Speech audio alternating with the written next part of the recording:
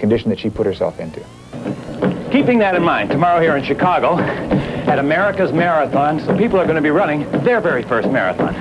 No, I'm not getting prepared to do that race. However, for the purposes of experimentation and for the story, I thought I would undergo the stress test to find out if a guy in my shape and at my age should try and do 26 miles and get away with it safely. Essentially, this stress test reveals if one is fit to begin training for a marathon by monitoring the heart and other vital signs under conditions of heavy stress. I guess this is kind of a critical question for guys my age, Doc. How did I do? Well, according to our data on the treadmill, the test shows that you're very physically fit and able to train for a race such as the marathon. Physicians agree that a regimen of physical exercise enhances the health of most people. And thousands of Chicagoans, like Matt Sulzer, have turned this prescription for fitness into a daily routine of pounding the jogging trail.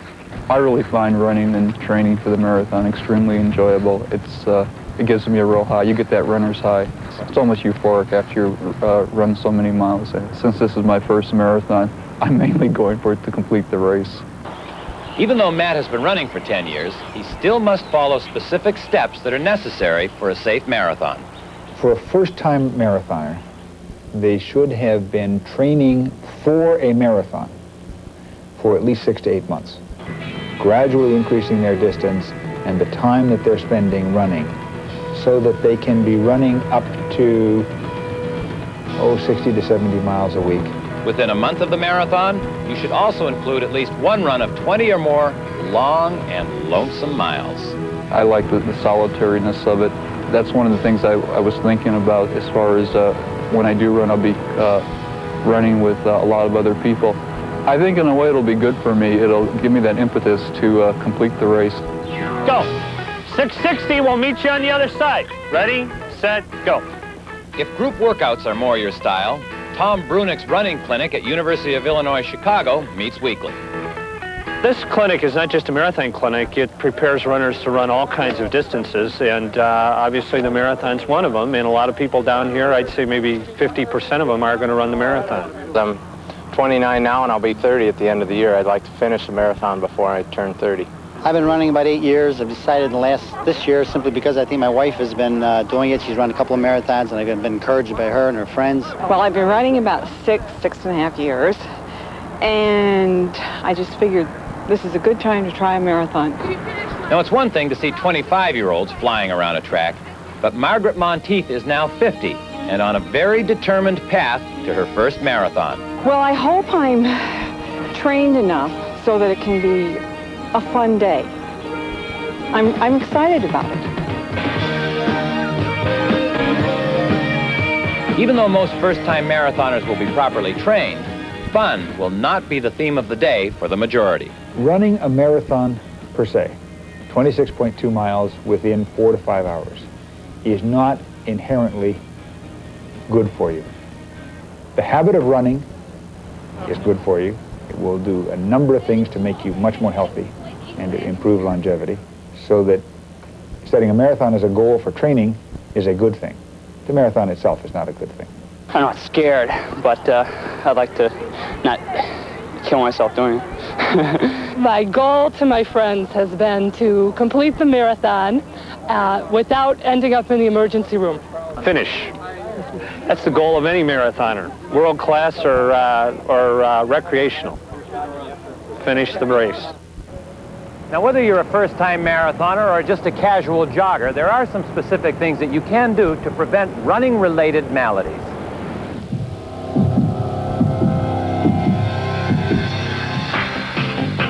From Chicago's 26-mile marathon, which winds through city neighborhoods, to the lakefront jogging paths, running is by and far one of Chicago's most preferred pastimes.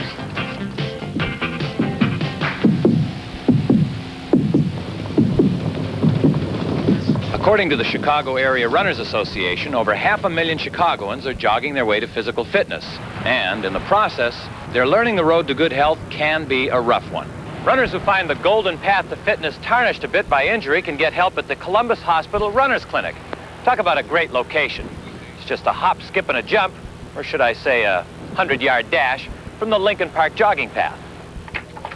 So I think the next step is to start starting on your exercise program, strengthen up your quads, and have one of the podiatrists see you about stabilizing those feet a little better so you won't have so much stress on your kneecaps. The clinic originally started when I was finishing my fellowship. I worked at Press St. Luke's in the Human Motion Laboratory, and we were also at that time involved with several running groups working and running at races, and found there was a definite need in town for a coordinated running clinic which was available in other cities. When you go to work, what kind of shoes you been wearing? Heels. Okay. I mean, low heels. Okay. You gonna be trouble wearing these for a while?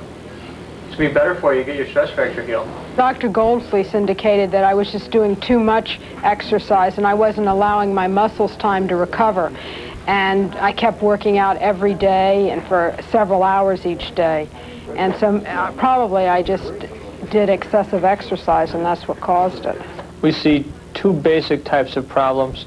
One problem is related to mechanics going on with the rudder and sometimes associated with training programs.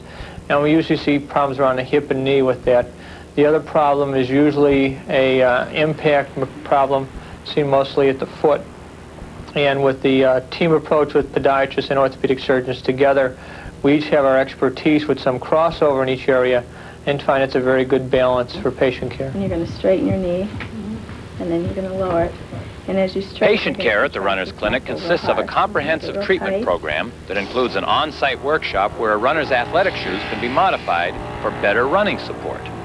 Basically what we're trying to do is add a shim inside the shoe to change the foot contact pattern with the ground. And by placing the pads and wedges in different areas of the inner sole, we can modify contact forces and change the way the foot hits the ground and the way it rotates, and also change some of the cushioning patterns. Now, if all of this talk discourages you from exercising, well then take heart. We found that there is a way to prevent serious running problems. We find that for cardiac rehab and fitness, all you need to run is 4 or 5 days a week maximum, and 30, 40 minutes is probably sufficient. That much training will allow most people to run a 10K race. Anything more than that, except if you're a real elite class athlete, is probably too much. If you want to exercise more than that on additional days, probably a separate activity such as cycling, aerobics, or swimming would be better off.